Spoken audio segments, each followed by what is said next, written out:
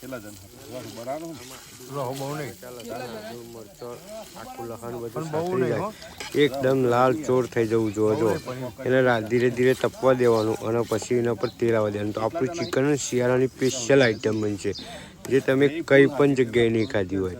એમાં થોડું પાણી ઉમેરવાનું, બહુ નહીં, ખાલી એક 2 કિલો ચિકન છે એટલે 1 લોટો પાણી ઉમેરી દેવાનું અને પછી એને બળવા દેવાનું, ધીમા ધીમા આંચે બળવા દેવાનું.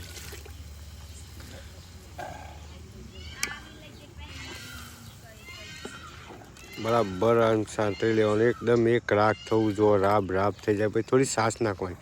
આમાં છાશ તમે ઓછામાં ઓછી 500 ગ્રામ નાખશો ને એટલે એકદમ છાશ ઉકળી જાય, પછી કઢી ના થઈ જાય જોજો પા. હો છાશ એકદમ બાળી મેળવવાની એકદમ, અને પછી ચિકન નાખી અને એને તપવા દેવાનું ધીમા આંચે, અને પછી જો તમારું ચિકન મળે 1 નંબર સાહેબ.